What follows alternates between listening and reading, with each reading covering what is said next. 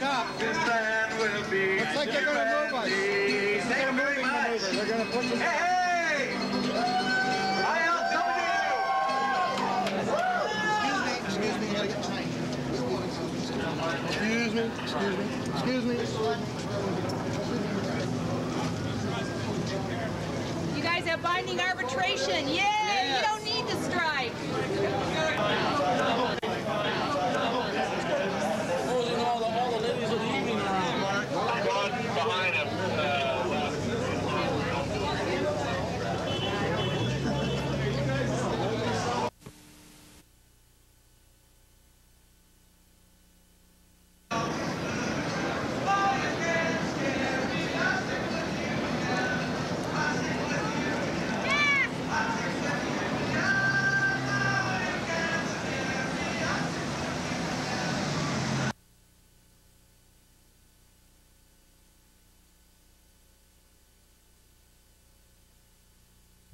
I first heard about Local 5. I first heard about Local 5 from a friend of mine up at the main store, Leonard Haux. We'd had a couple of bitching sessions where we talked about problems with the company, in particular upper management decisions. And so I guess he figured I was going to be the in that the union would have at the technical bookstore, and he came to talk to me before the organizers had even selected a union to go with, in hopes that I'd be one of those early organizers. So I guess that would be when you first became involved with Local 5. I sort of gave him the brush off. I would say I first became involved with Local 5 after the recognition vote.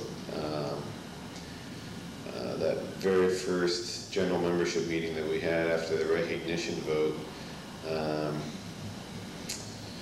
I went in partly with the attitude of my coworkers of, what do the folks in the rest of the company want, and how is that going to adversely impact us?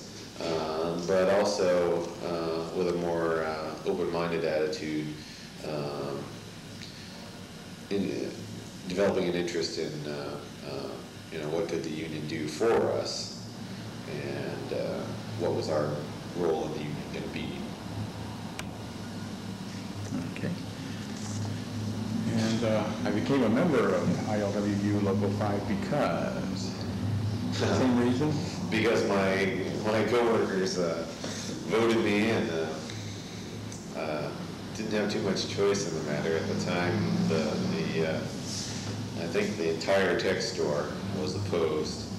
I think we all voted no. Okay. The best thing I remember about the organizing drive. Well, there were lots of good moments, and it's hard to pick them out.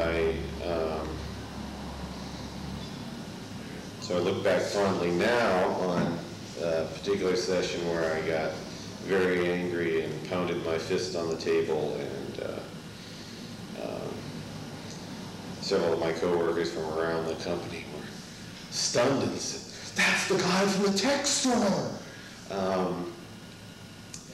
But it was a great moment for me because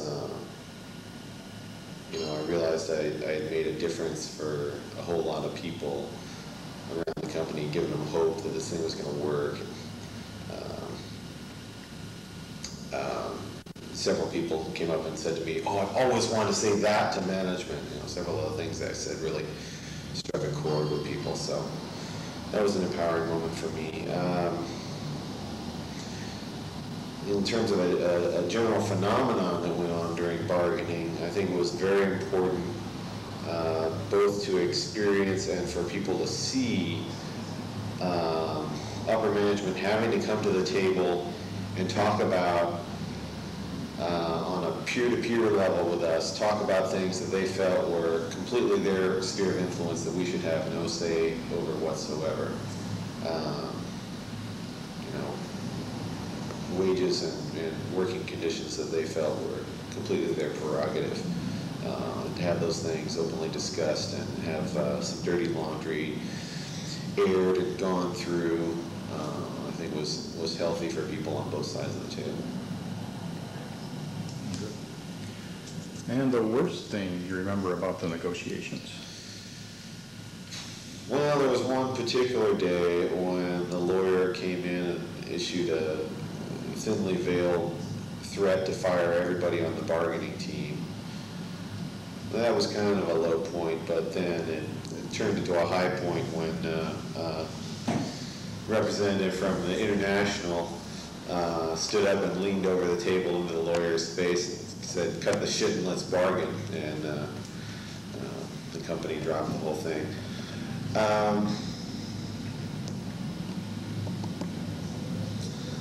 Aside from that, my perspective is going to be, the insider's perspective as a member of the bargaining team.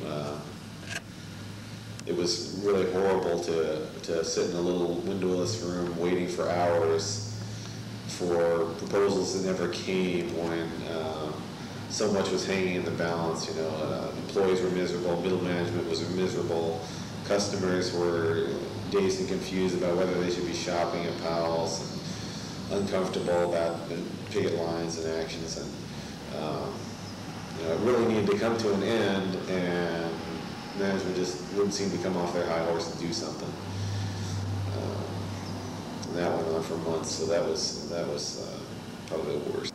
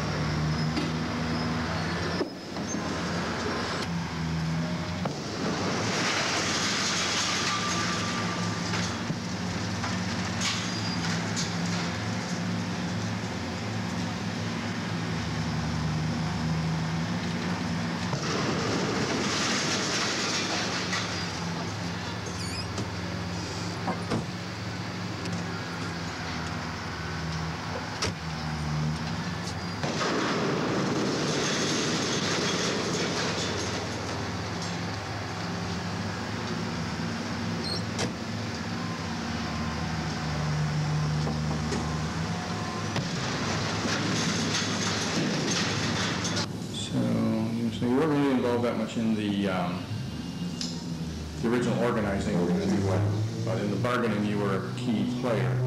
So then we come to May Day 2000. So let's go to the convention first, because that started before. What do you remember about that convention? Oh, I remember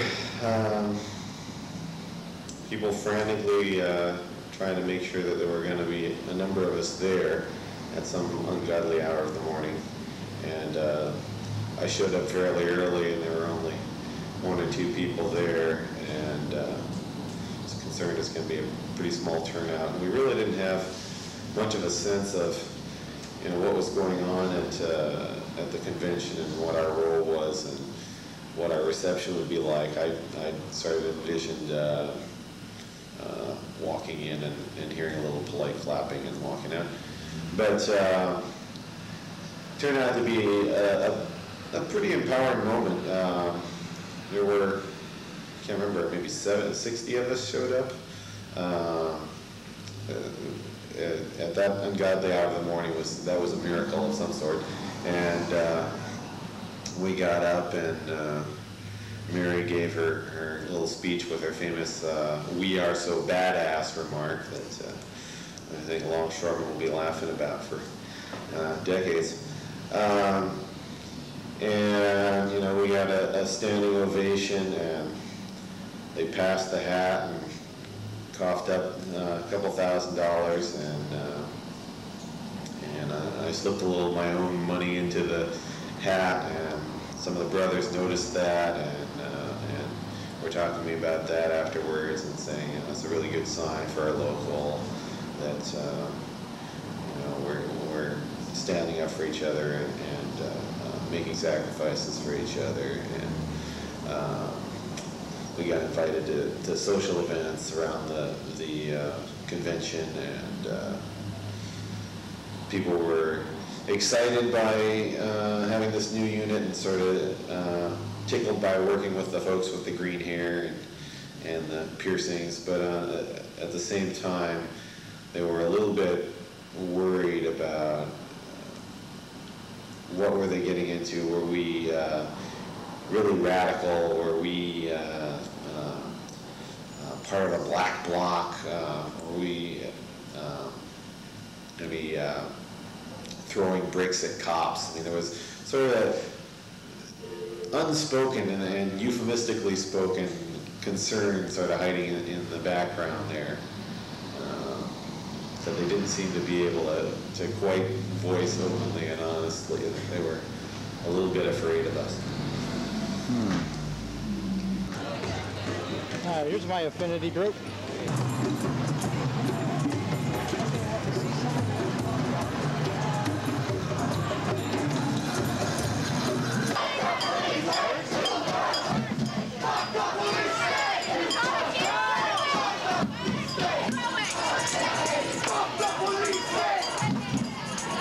And what about May Day? Were you there at the store when the... I was at the store. I didn't participate in the May Day March, and to my eternal embarrassment, I sort of bought into some of the police and politician hype about people busting windows, and so I spent some of my time sort of around the back corner of Powell's, making sure that nobody was vandalizing the City of Books, and it was all very silly. You know, folks were there for a march, and folks were there for a rally, and nobody there was there to break shit.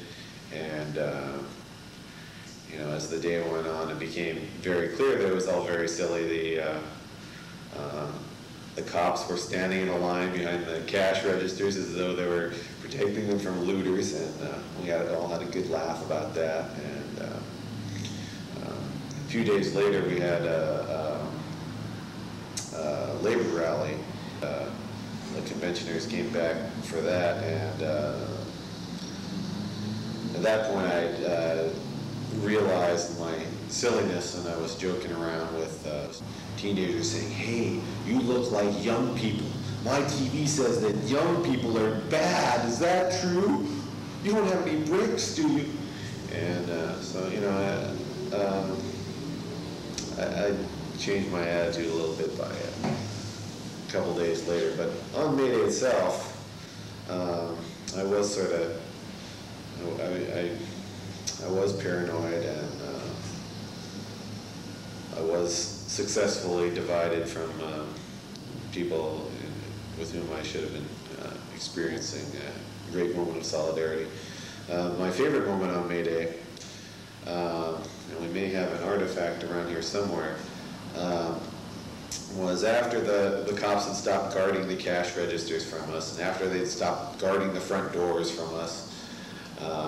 There was this line of managers standing just inside the store, grinning stupidly at us, and standing around laughing and wasting Mr. Powell's money. You know, they're all on the clock.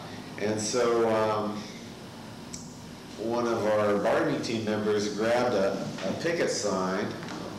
Did somebody find it? Somebody found it. He grabbed this picket sign and turned it over. And now one of the sort of the epitome of grunt work in our industry is shelving books. So he turned over this picket sign and he wrote one word and held it up to the managers. And that word was shelve. And of course they laughed and continued to stand around on the clock doing nothing. But now we have that fun little artifact that we can put away in our archives.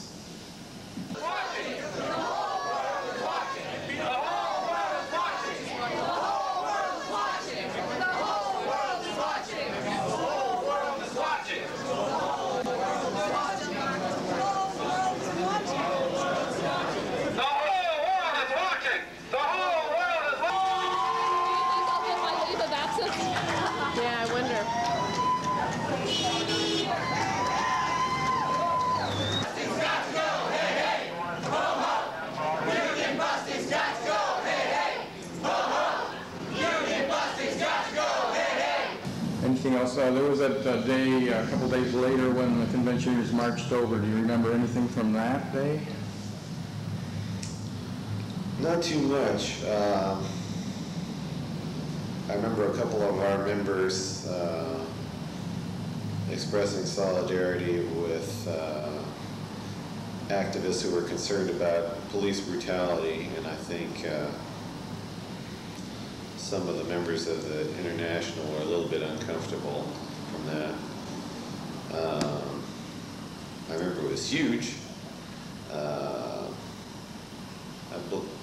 believe that was the day that we did the big hug around the City of Books.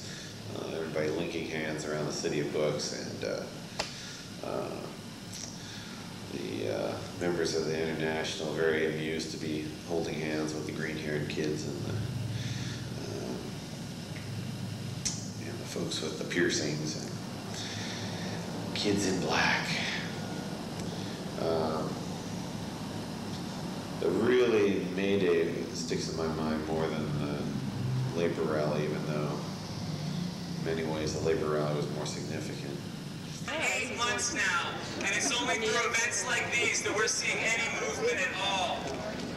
I want to thank every one of the delegates that are down here today, all of the ILW locals, all the other unions that are here. When we finally got our contract, well, I was briefly under the delusion that I was going to take a vacation. And that things were going to get easier. But of course, you just move on to the next stage of looking out for each other.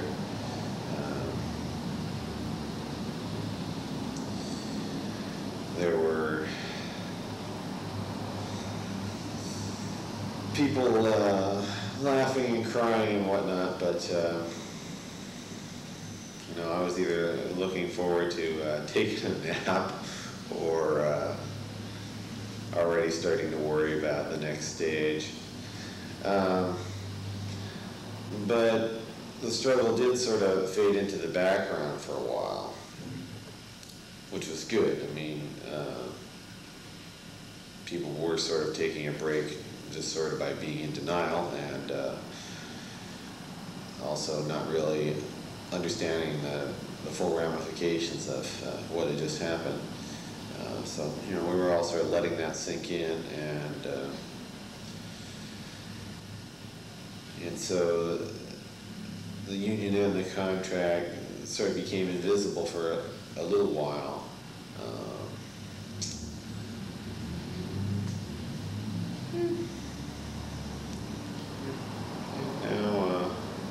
Now it's thoroughly moved on to the next stage, and we're in some all-out battles to make sure that we all understand what the contract means, and that the company's adhering to the contract. Mm-hmm. Well, what are some of those major battles right now? The just cause portion of the discipline and discharge section of the contract. PALS has always had a problem administering discipline consistently, and most recently they've come up with a new, mostly new, timekeeping policy that's supposed to address that concern, but it has haphazardly implemented as the previous policy, and so it's going to be a long, slow journey for PALS to understand and implement the concept of just cause. Mm-hmm. Okay. That's one of the main ones, the timekeeping and just cause, or combined, or the...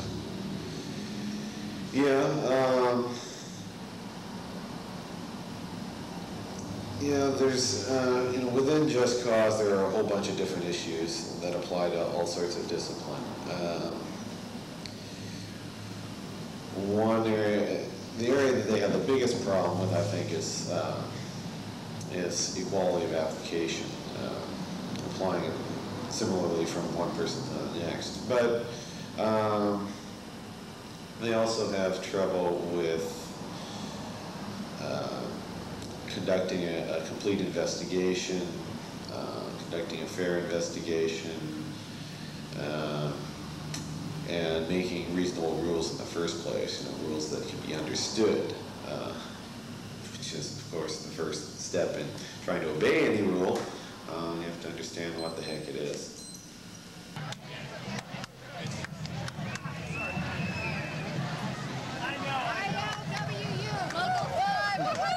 ILWU.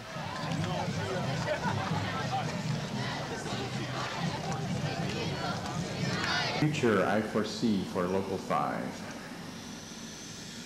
Well, several of us are busy putting down deep roots in the activist community. The PALS activist community has been behind us 100% the whole way, and we're not only paying them back, we're getting involved because it's the right thing to do. It's a fun thing to do sometimes. It's rewarding, and so I see us integrating ourselves ever more deeply into the local activist community.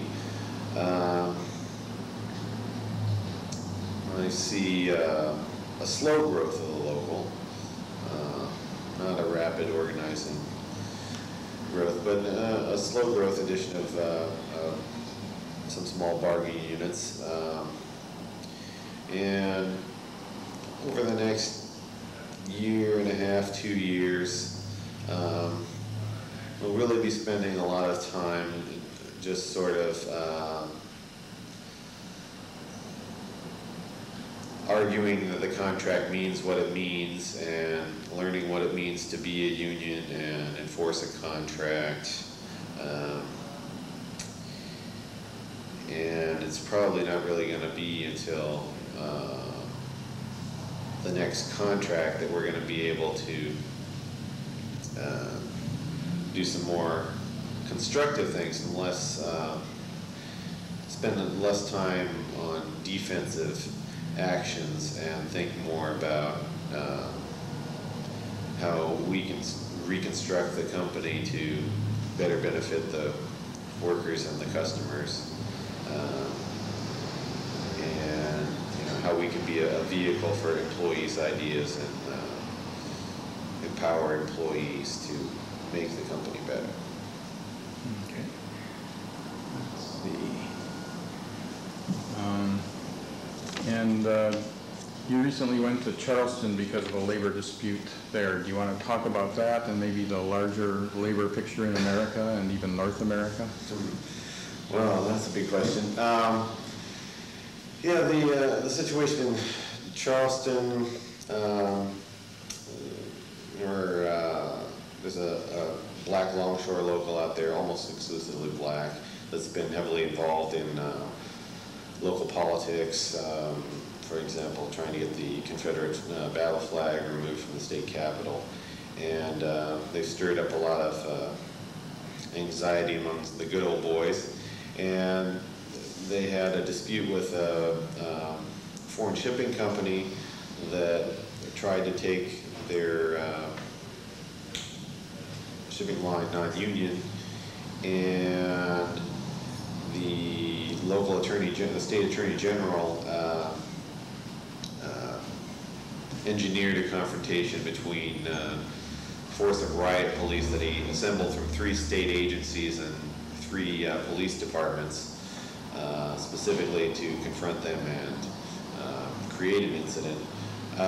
He's trying to use that now to break them. He managed to get 5 of them, or he managed to charge 5 of them with felony riot and incitement to riot, and the company that hired the scabs is suing the union local for $1.5 million or so. But the state attorney general is running for governor, or intends to run for governor, and so he's trying to curry favor with all the good old boys by going after these uppity black folk and these union guys. in a right-to-work state. So it's significant because this could be the opening shot, much like the air traffic controller strike, the breaking of the air traffic controller strike by Reagan. This could be the opening shot for a whole new round of the war against labor nationwide, and set the tone for the Bush presidency. And we wanted to set the tone for the Bush presidency, but not quite the tone that Mr. Condon would like to send. And it has a broader significance because there's the international shippers are sort of conspiring worldwide to declare open war on dock unions. And this would be a serious blow if dock workers were allowed to be thrown in jail, basically for picketing. And so, we have to stand up for basic union principles of the right to picket.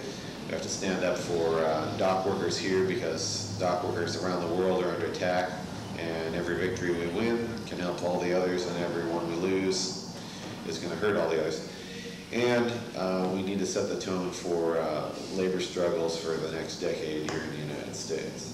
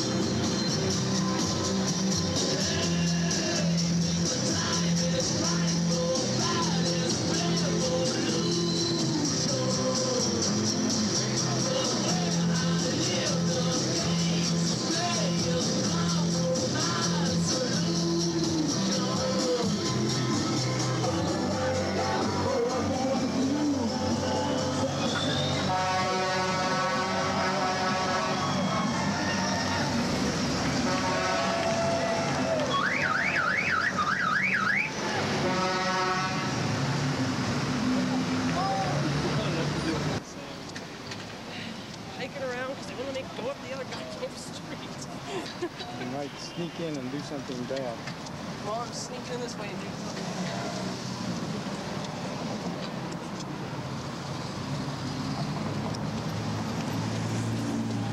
It's been a long day. Hi, Laura.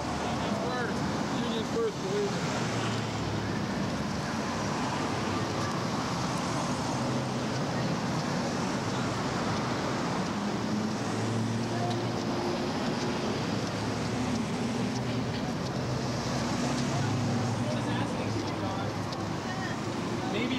I recognized her, but I couldn't think of who it was.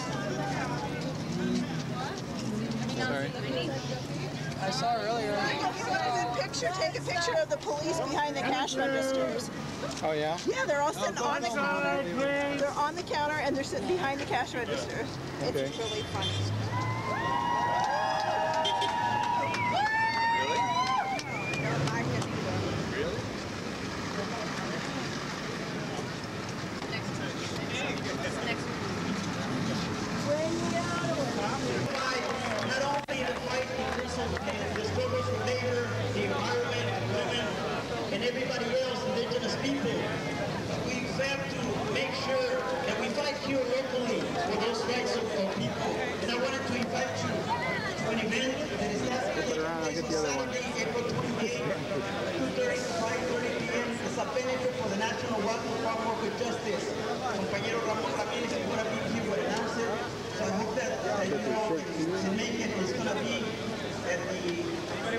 Sir, can you tell me why FTAA is bad?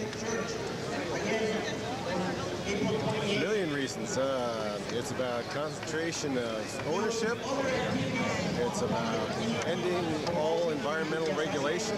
It's about privatizing essential public services.